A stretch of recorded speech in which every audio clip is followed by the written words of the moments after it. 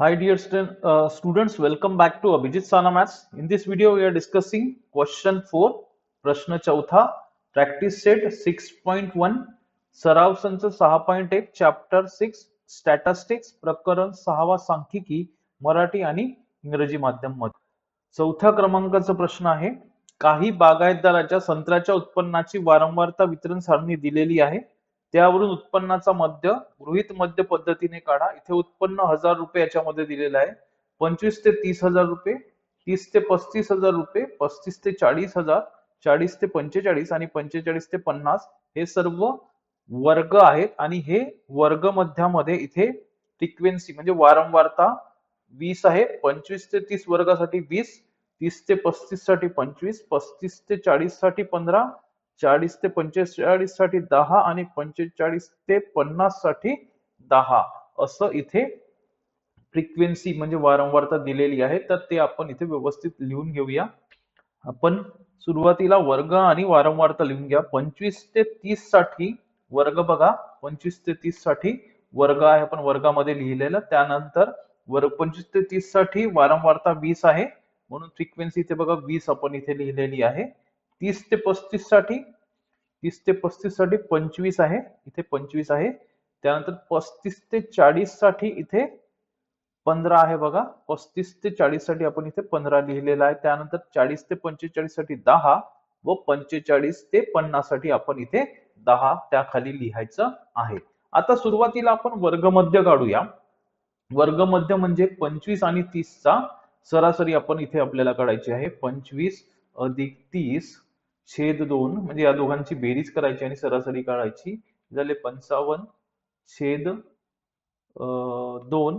55 ला जेव्हा आपण 2 ने भागतो तेव्हा आपल्याला इथे 27.5 आपल्याला इथे मिळेल.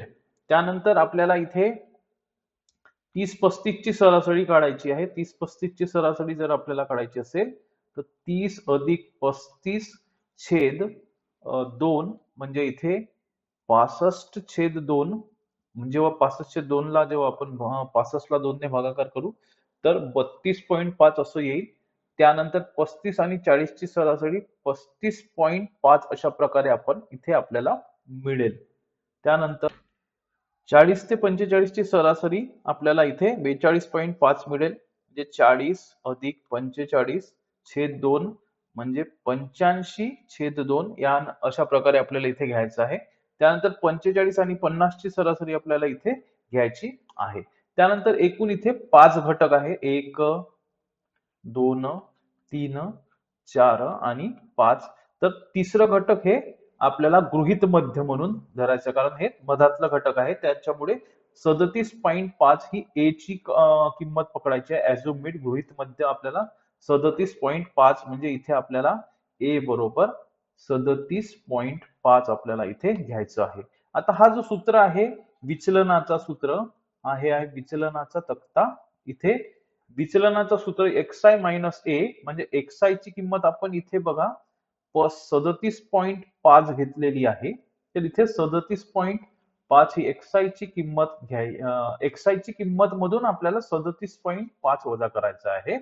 तर इथे बघा xi ची किंमत ही सुरुवातीच्या याला 27.5 मायनस ए म्हणजे गृहीत मध्ये आपल्याला ए ची किंमत आपण इथे 37.5 घेतलेला आहे. तर इथे 27.5 वजा 37.5 जर आपण केलं तर इथे ऋण 10 मायनस 10 इथे येत आहे. अशा प्रकारे आपण आता या तक्त्यासाठी या आडव्या ओळीसाठी आपण इथे DI ची किंमत काढू. इथे XI ची किंमत ही 32.5 आहे मायनस ए ची किंमत ही 37.5 आहे. जर आपण 32.5 मायनस 37.5 केलं तर इथे -5 उरत आहे. त्यानंतर इथे XI ची किंमत 37.5 आहे आणि ए ची किंमत सुद्धा 37.5 आहे, म्हणून इथून हे वजा केलं तर आपल्याला इथे 0 मिळालेलं आहे. म्हणून आता इथे 42.5 वजा ए ची किंमत म्हणजे 37.5 जर इथून वजा केलं तर इथे धन 5 मिळत आहे. त्यानंतर इथे XI म्हणजे 47.5 वजा आपल्याला इथे ए ची किंमत आहे ही 37.5 जर आपण इथून वजा केली तर आपल्याला इथे 10 मिळत आहे. त्यानंतर इथे आपल्याला वारंवारता आपण कशा प्रकारे घेतली ते सुरुवातीलाच बघितलेलं आहे. आता इथे आपल्याला वारंवारता म्हणजे एफ आय गुणिला विचलन म्हणजे डी आय या दोघांचा गुणाकार करायचा आहे. एफ आय म्हणजे 20 आहे गुणिला आपल्याला डी आय. डी आय बघा कुठे आहे, तर इथे डी आय हे विचलन आहे म्हणजे -10. 20 गुणिला -10, जसं 20 गुणिला -10 आपल्याला -200 आपल्याला इथे मिळत आहे. त्यानंतर इथे -5 गुणिला जर आपण 25 केलं तर इथे -125. त्यानंतर 0 गुणिला 15 0, 5 गुणिला 10 50, 10 गुणिला 10 100. अशा प्रकारे आपल्याला इथे एफ आय डी चा कॉलम मिळत आहे. त्यानंतर आपल्याला इथे एकूण एफ आय ची किंमत आपल्याला इथे काढायची असेल तेव्हा आपल्याला हे सगळे घटक एफ आय चे यांची बेरीज करायची आहे. म्हणजे 20 अधिक 25 अधिक 15 अधिक 10 अधिक 10 म्हणजे एकूण टोटल 80 इथे येत आहे. त्यानंतर आपल्याला इथे एकूण एफ आय डी आय ची किंमत म्हणजे एकूण एफ आय डी आय ची किंमत काढत असताना या सर्वांची बेरीज करायची आहे. या सर्वांची बेरीज आपण -200 -125 म्हणजे हे -325 झालं, हे 0 आणि 50 अधिक 100 150. धन संख्या वेगळी आणि ऋण संख्या वेगळी, त्याची बेरीज करायची. आता -325 प्लस 150 म्हणजे आपल्याला इथे -175 आपल्याला इथे किंमत मिळत आहे. -325 प्लस 150 ची किंमत आपण इथे -175 घेतलेली आहे. वर्गामध्ये आपण हे सोडवलेलं आहे. एकूण एफ आय डी आय बरोबर आपल्याला -175 मिळालेला आहे. एकूण एफ आय बरोबर 80 मिळालेला आहे. म्हणून आपल्याला डी बार बरोबर एकूण एफ आय डी आय छेद एकूण एफ आय लिहायचं आहे. बरोबर एकूण एफ आय डी आय ची किंमत ही -175 असल्यामुळे आपण इथे -175 घेतलं. त्यानंतर एकूण एफ आय ची किंमत ही -80 आहे. त्यानंतर हा मायनस जसंच्या तसं आहे. त्यानंतर 80 ने जर आपण 175 ला भागाकार केला तर त्याचा उत्तर 2.19 असं येतो. त्यामुळे आपण इथे जवळपास अप्रॉक्सिमेट व्हॅल्यू हे -2.19 आहे. जर कॅल्क्युलेशन केलं तर अप्रॉक्सिमेट व्हॅल्यू आहे ही -2.19. ही कोणाची किंमत आहे, तर ही डी बार ची किंमत आहे. तर मध्याचं सूत्र एक्स बार बरोबर ए अधिक डी बार. मग इथे आपण गृहीत मध्य आपण इथे 35.7 पकडलेलं होतं ते इथे लिहायचं आहे. प्लस जसाच्या तसं डी बार ची किंमत ही -2.19 असल्यामुळे आपण इथे लिहिलं. प्लस मायनस मायनस आणि जेव्हा हे आपण कॅल्क्युलेशन करतो तेव्हा 37.5 वजा 2.19 मध्ये 35.21 हे आलेलं आहे. आता याला हजारामध्ये कन्वर्ट करायचं आहे म्हणून आपण इथे याला हजाराने गुणायचं आहे. म्हणजे 100 ने नाही, हजाराने गुणायचं आहे. मग हे 1000 रुपयामध्ये कन्वर्ट होतं. पण 35 गुणिला 35.31 गुणिला जर 1000 केलं तर 35,310 रुपये आपल्याला इथे मिळत आहे. Now, same question for English medium student. A frequency distribution table for the production of oranges of some forms is given below. Find the mean production of oranges by assumed mean method. We have to solve this problem by assumed mean method. Here the production 1000, the class is given 25 to 30, 30 to 35, 35 to 40, 40 to 45 and 45 to 50. And the frequency is given 20 for 25 to 30, 25 for 30 to 35, 15 for 35 to 40, 10 for 40 to 45 and 10 for 45 to 10. Now we have to arrange this table properly.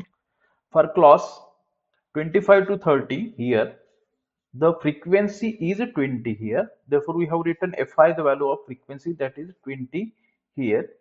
For class 30 to 35, the frequency is 25. Therefore, we have written frequency 25. We have to write down all the class and frequencies respectively. For 35 to 40, here for 35 to 40 the frequency is 15, here 15. 40 to 45 frequency is 5 or 10, sorry, and for 40 to 50 the frequency is also 10 here. Now we are finding the class mark, that is nothing but an average of 25 and 30, that is 25 plus 30 divided by 2, that is 52 divided by 2 is nothing but 27.5. Now this 32.5 is average of 30 and 35. 37.5 is an average of 35 and 40. Thus 42.5 is average of 40 and 45. That is 40 plus 45 divided by 2. That is nothing but 85 divided by 2. That is 42.5. Likewise, we have to find an average of this 45 and 50 and write down here. Now here the deviation column. Now the formula for deviation, that is di equals to xi minus 37.5. What is this 37.5? That is nothing but the value of a. Now here total 1, 2, 3, 4 and 5 entries are here. This is the middle one. Therefore, we are assuming this 37.5 as a, that is assume mean. Therefore, we get the value that is assume mean equals to 37.5. That is here. This is the assume mean value. That is a. A equals to 37.5. Now here the deviation, that is di, will be calculated as xi, means this 27.5 minus a, means 37.5, means when we subtract 37.5 from 27.5 we get minus 10 here. Similarly xi minus a, that is 32.5 minus 37.5, the result is minus of this 5, and here 37.5 minus 37.5, here is a slight correction, here is a 0. Now here 42.5 minus 37.5, that is 5, means each time we have to subtract 37.5 from this class mark xi, which we have selected here, the value of a. Now 47.5 minus this 37.5 is 10. Now this is the column of frequency. Now we have to find out the value of Fi di. Now this Fi is multiplied with this di, means this 20 into minus 10, that is a minus of 200. Now this 25 into minus of this 5 is result is minus 125. This 0 into 15 is 0. 5 into 10, that is 50, and 10 into 10, that is 100. Now we have to find out the total summation of Fi, that is 80. This is nothing but the addition of 20, 25, 15, 10 and 10. That is the summation of Fi equals to 80. Now we have to find out the summation of Fi di. That is nothing but the summation of minus 200, minus 125, 0, 50 and 100. Now we have calculated the value of Fi di as total summation of Fi di, that is nothing but minus 175, and the summation of Fi, that is 80.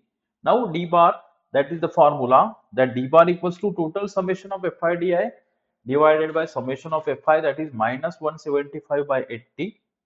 That is nothing but minus 2.1875. Approximately the value is minus 2.19. Therefore here we get the value, that is d bar equals to minus of 2.19. Now we know the formula of mean by assume mean method, that is x bar equals to a plus d bar. The value of a we assumed is 37.5, write down here, plus as it is minus 2.19, that is 37.5 minus 2.19, that the result is 35.31 thousands, means we have to multiply this 35.31 with the thousand, and the result of this is 35,310. Do like, share and subscribe Abhijit Sana Maths to get more mathematics videos.